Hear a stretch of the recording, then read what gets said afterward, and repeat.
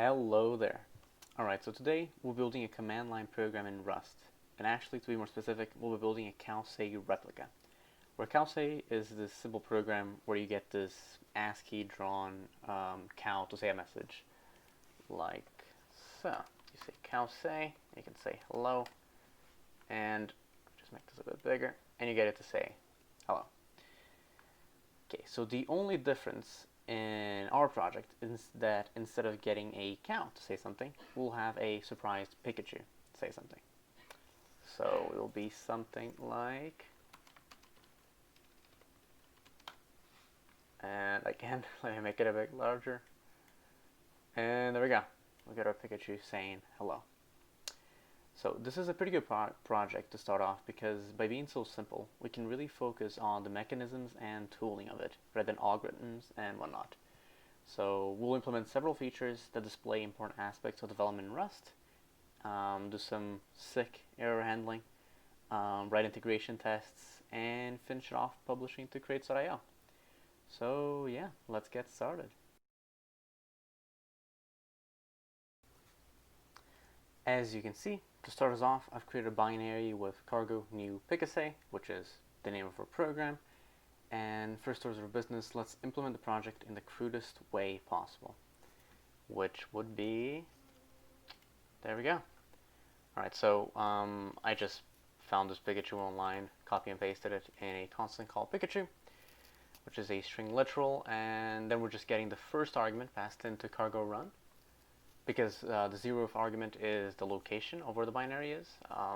If there's no message passed, we tell them what the usage is, and we panic, printing this message. But if everything goes all right, then we print. This is just a formatted bubble. You see how it looks in a second, and then our Pikachu on the side.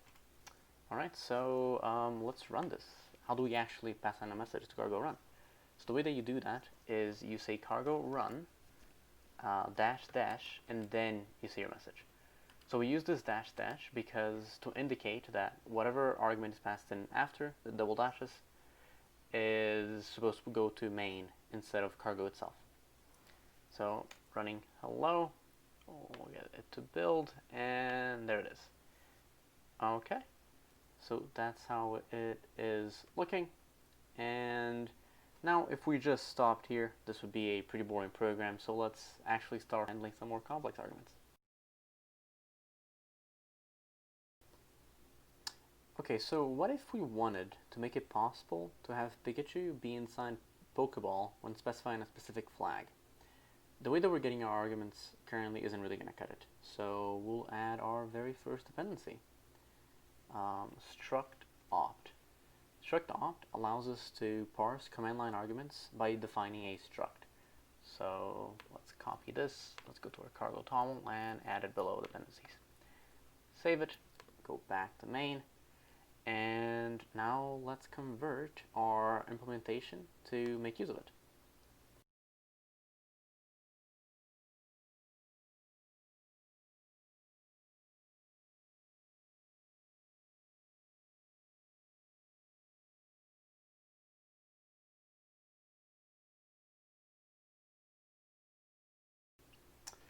Alright, so just one thing before we move on to putting our Pikachu in Pokeballs, it's important to note that just by adding this dependency, we got the help and version flags out of the box.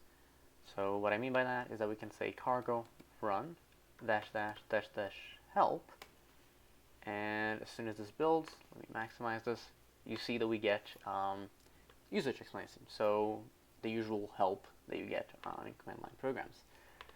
Similarly, we can do cargo run dash dash dash dash version, and we get the version of picasay. So yeah, two pretty neat little things that we get without any effort at all. And okay, so let's go over what I actually did. Of course, I brought it to scope, and then I created this struct, which derives from struct opt, and it has our message. So then we're getting options from arguments, then it's being parsed onto the struct, and we're getting the message. Okay, I'm putting into a message variable so we didn't have to change any of the bubbles. But yeah, so another thing that we can do is we can even specify custom help messages by using triple dash. Not triple dash, sorry, triple slash. I think an appropriate help message is pika pika. And other than that, we can even have default messages. So we can just say struct, that's not what I meant. We can even say struct opt, and then set up default value. Let's say created by Dan logs. I think that looks pretty good. Okay, now saving this, we can cargo run, and I'm not going to pass in any arguments. And you see that we get, maximize it, you see that we get our created by Dan logs default message. Let's just now do a cargo run dash dash dash dash help. And you see that we get our message right there, and it even tells us our default. So yeah, I think right now we're well equipped to put our Pikachu in a Pokeball. Alright, so as the title suggests, the way that we'll be putting our Pikachu in a Pokeball is through the use of binary flags. So it's a binary because in options we'll add something like Pokeball and will be a Boolean. So binary, true and false. So if this flag, Pokeball, is present, then it means it's true, otherwise it's false. Let's make use of our creates dependencies options to say struct op, and we'll say a short flag will be P, and our long flag will be Pokeball. So this means if you say dash P, this will be true, or if you say dash dash Pokeball, this will be true. We cannot forget our very useful description, and now I won't even speed up the footage for this because it's really simple. We'll just say if options dot Pokeball, right, so if it's true, in here we'll print our Pokeball. And let's just print the Pokeball, let's not print the message because Pikachu can't speak if it's in a Pokeball. And nice, now let's just tab this. I'm just going to copy and paste this, and instead of Pikachu I'll say Pokeball. Now, just like the Pikachu, I got a Pokeball ASCII art online. So let me just copy and paste it in right below our Pikachu, and there it is. Okay, so now before I actually demo the functionality, let's just see our new option with dash dash dash dash help. And it looks just like this. So in the flags we have P, or Pokeball, and it says Pika. Great. Now that we know that we're in the right path, let's do a cargo run dash dash and now dash P. And as you can see, we have our Pokeball. Looking good. Alright. Now let's move on. Okay, so up until now, we're really only printing with the normal print line macros, which prints to standard output. But what if we wanted to print messages to standard error instead? We can do that with ePrintLine. So say that we don't want to allow Pikachu to say the name of its evolution, right true. And if the user inputs that, then we show a message in standard error. So really the easiest way to do that is just to say if message dot, let's do two lowercase, so that we're not case sensitive, contains right true, then we'll just ePrintLine, that's the whole point. Or ePrintLine Pikachu hasn't evolved yet. Yeah, otherwise, actually I think I'll keep the Pikachu, so it will be a surprise Pikachu with that message. Else we'll just, oh, I don't know what happened here. And then else we'll just print the bubble. Okay, so this will sort of be replacing the bubble. And this is looking good, but it's a bit crowded inside of the else, so I'm just going to copy this and move it inside of a function called print message, and which of course will pass in the message, which will be a string. We won't be returning anything because we're just printing a bunch of things. And there we go. So in here we'll just say print message and pass in the message. Alright, So now let's just run it, make sure that everything is working nicely. We'll say cargo run dash dash, and I'll say right tree with a capital R, just to show the case sensitiveness worked. And there we go, Pikachu hasn't evolved yet, and we have our surprised Pikachu. So this is, again, looking pretty good, but wouldn't it look better with color? The answer is yes. And to do that, we'll add yet another dependency called colored, which, as you can guess, allows us to bring color to the terminal. So we'll copy this, go to our cargo toml, and edit right there. Okay, now let's close this, minimize this, and the implementation of this is super simple. We just say use, of course, not user. We'll say use colored, and let's just bring everything. And in here, say that we want to color our Pokeball to be red. After the string, we'll just call red. Or actually, I'm making a mistake. This should be a toString, and then we call red. And just the same for Pikachu. Let's do a toString. And then instead of red, let's do a bright yellow. Okay. And believe it or not, this is it. We can just do a cargo run to test it out. And as you can see, it's already working. Let's do a cargo run dash dash P, and there's our Pokeball. Okay, so we have color in the terminal. But say that the user gets tired, or hypothetically tired, of all these surprise Pikachus, and so wouldn't it be nice to allow them to use different Pikachus?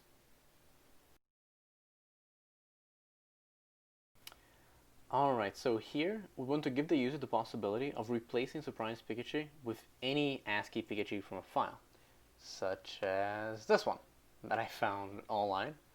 Pretty cool looking Pikachu. And now, okay, so to start off, we need to add another option onto our option struct. So we'll say file, and it will be inside of an option, and it will be std path. So this will be the path to the file. Okay, so path buff, and of course let's not forget our creates specifications. So for short, I think F makes sense, and for long, file. Another thing we have to add here is parse. Then we'll have to say from OS string, because each operating system handles strings a bit differently. We have to add this little bit. Okay, and then of course let's not forget our description, and we'll say, let's actually have a proper description this time. We'll say use your own ASCII Pikachu from a file. Okay. Alright, and as usual, let's do our cargo run help. And things are looking good. Okay. We see that we have our options now, and it has file, and it has a little description. Okay. Now, it's pretty convenient that we have this inside of an option, because to determine which Pikachu to use, we can have a match, and we'll use a match on, we'll have a match again, and we'll have a match on options.file. Now, if we have some path, we'll do something, we'll do something, and else if we have none, we will do, well, pretty much what we're currently doing. So let me just copy and paste this and put it right here. Okay. Now, having the path, we want to actually put this onto a string. So we'll say let alt for alternate, and we will say std, use the file system, fs, and say read, read to string. I think that's the function, and we'll pass in the path. Of course, a lot can go wrong here, so let's have an expect and a format, and we'll say could not read file. We'll have a formatter, and in here we'll say path. Okay. Now suppose that everything went all right. Actually, we can copy this as well and put it right here. So, because the only thing that we're changing is alt. And note that I'm keeping message on both of them instead of putting it outside of the match, because say that this gives an error, we don't want to have the message printed before it, right? So just so that things are properly but sequentially, I think this is better. Okay, now let's just, yeah, I think this should be working. So let's do a cargo run. Let's not put any parameters. And there we go. We have, well, this is the usual one. I don't know what I just did. Let's do a cargo run F. And as I said, I have this alternate Pikachu in my root folder. So we can say dot alt Pikachu.txt. And there it is. Our new Pikachu. Okay. Now, but say that we pass in something that doesn't exist. So instead of all Pikachu, say all Pika. Now we have this. Okay, so we have thread main panic at could not read file all Pika. And this is okay, but using expect causes us to lose the ability to recover from error messages because the program always crashes. So let's do better. Okay, so let's start by removing expect altogether and substituting it with the question mark operator instead. As you probably know, the question mark operator either deconstructs a result if all goes well, or returns an error if it doesn't. So this causes us to have to change the main signature to return a result. As I mentioned, all goes well, empty tuple, or otherwise we'll return an error in a box. We'll say std error. And now if you don't understand this function signature anymore, I have a 2-minute long video in which I just go over this function signature. So I'll link it in the description and you can check it out. Okay, now with this said, let's not forget, if everything goes okay, we'll return an okay with an empty tuple. And well, I just noticed this should be message. And let's run this. We'll say cargo run, and we'll run with something that fails. So just a random file name, and we got an error. Expected one. Oh, sorry, I forgot a colon. Error. Okay, let's try that again.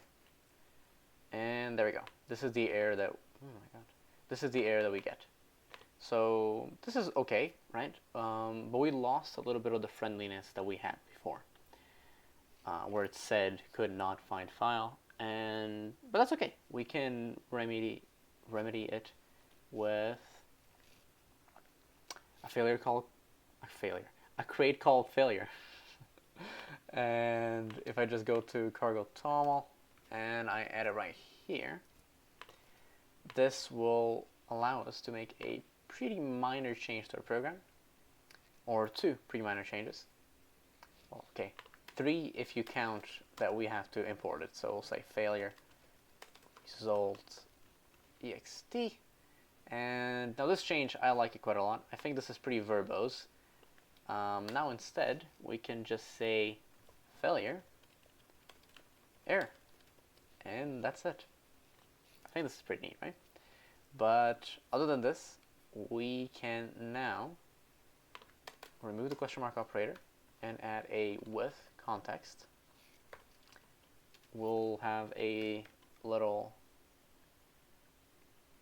closure with a placeholder inside, and in here we'll just have, we'll bring our format back, the could not find file and our little formatter path. Okay, and now after the with context we'll still add our question mark operator. Okay, And now if we cargo run this with something that fails again, we, of course, it'll download the crate, and you see that it tells us cannot find file, although we still have the other error on top. So it's not a full solution, and the full solution is by adding, you guessed it, another dependency, exit failure. So this crate provides a wrapper for the question mark operator in main that makes things much, much nicer. Also, the change we have to make is pretty minimal, so let's do it. Let's copy this, minimize this, go to our cargo toggle, add it right there, and all we have to do is, well, use it.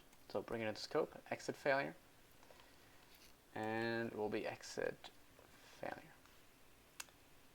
And in here, this was pretty neat, but let's make it even neater. We'll say exit failure. And now, as usual, cargo run this with something that fails, and it will build pretty quickly. And we get this. Error, could not find file, info caused by no such file or directory. OS error 2. So I don't know about you, I think this is much, much nicer. So let's move on to implementing our one last feature. So the last feature that we'll implement is accepting input from standard input. And what I mean by that is that someone can then say something like echo whatever and then pipe it onto our program. So PKSA and whatnot. Okay, so how do we do that? As usual, we'll add another option. And this will be a binary flag. So the reason for this is that if it's there, then we won't be expecting a message. Instead, we'll get the message from standard input. And what that means is that in terms of the logic that we'll implement, the only thing that we have to change is the message, right? How we're getting it, because there'll be two different ways. But before we do so, let me just add a short and a long version of the flag and a little description. Let's say, I don't know, read the message from stdin. Okay. As I mentioned, the only thing that changes is the message. Let's make this mutable, and let's make it to be a default empty string for now. So if options.stdin, then that means that we want to get it from stdin. For this, we have to import a couple of things, or use a couple of things, bring them into scope, and that will be std io. Let's import self, and let's import read. Read. And now back in here, what we'll say is io stdin dot read string, and we'll pass in a mutable reference to message. Okay. And else we'll do pretty much what we were doing before. We'll say, oops, I don't want square brackets. We'll say message equal options dot message. And this should work. Let's try it out. Let's do a cargo run. And actually, let's not do a cargo run. Let's do an echo stdin and pipe it onto cargo run --i. And there we go. And okay, it pipes correctly, but we have a little bit of a new line problem. Let's just pop the latest thing that we have in the message, and I think that should do it. Let's just try the same thing again. And yeah, there we go. That did it. So that is our last feature. So let's now move on to integration testing.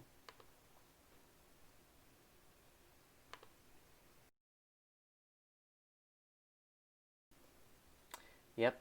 If we're planning on publishing this to crates.io, we better have some tests. So to get us started on that, I created a folder called tests, and inside it I put an empty file called integration_tests.rs. And our first test can be something as simple as this. Some speed coding right there, but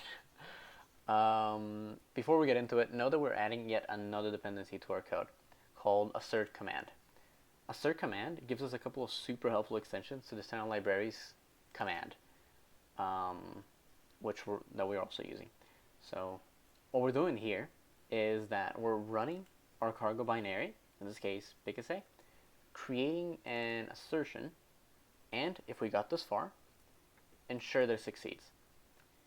So if it fails, like for example, it didn't find the binary, the expect will catch it. Okay? So let's test it out. Or actually, before we test it out, let's bring assert command into our cargo toml. This is assert command, and let's minimize this and add it right there. Okay, now if we do a cargo test, might just take a bit to update this. If it takes too long, I'll just speed the footage, but I don't think it should take too long. 57 out of 61. Let's go. And there we go. So our test result gave us an OK, 1 pass, 0 failed, 0 ignored, 0 measured, and 0 filtered out. So yeah, things are looking good. And if we want to get a bit more elaborate with our tests, something that we could do is we could add yet another dependency to our code called predicates. And this will allow us to do sort of a default run and check that our default run contains the default message. So adding this to our cargo toml, there we can then say, so before our success, we'll do an std out. We'll do a predicate. Actually, I'm forgetting to bring it into scope. We'll say use predicates colon prelude, and yeah, let's import all of it. So we'll say predicate string contains, and I think the default message was created by dialogues. If not, this will fail. But yeah, there we go. So hopefully this succeeds. Add it to cargo, integration tests, and let's do a cargo test. Again, hopefully this will be quick enough.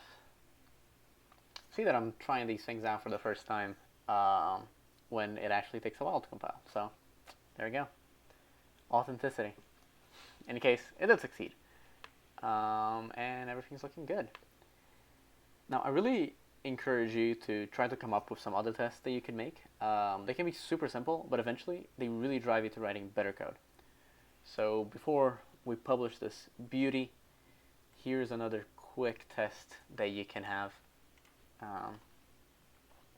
What it's doing is it's failing on non-existing file. So command cargo bin PKSA expects binary exists, and yeah, you can get pretty creative with it. You know, here we're passing in arguments file and specific file.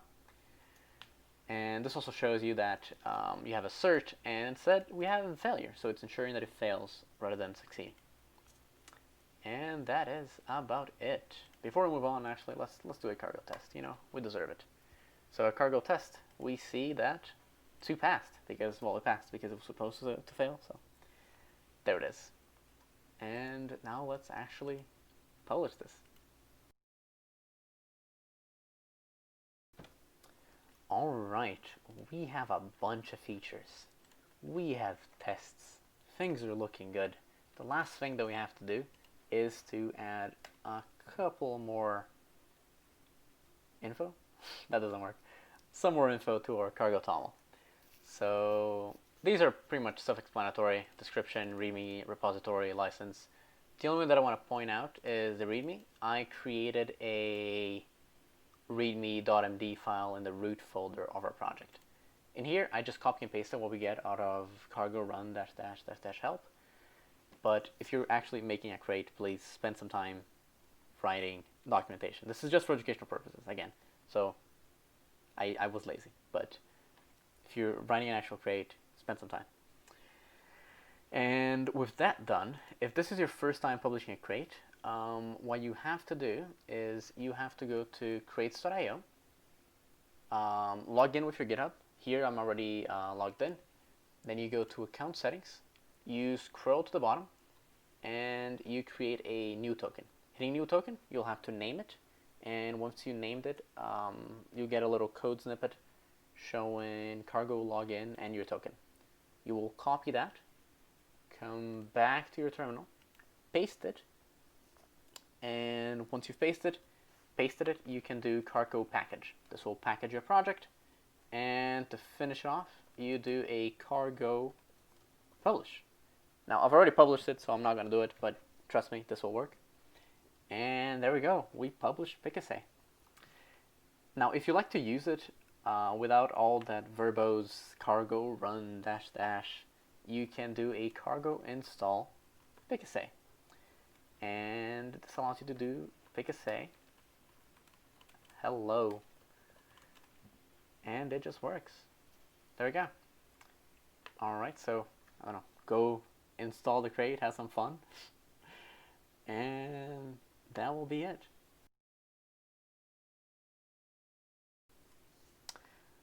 This video took a long time to prepare, so I hope you enjoyed it, and I know I say this every time, but I swear I'll try to post it more often from now on.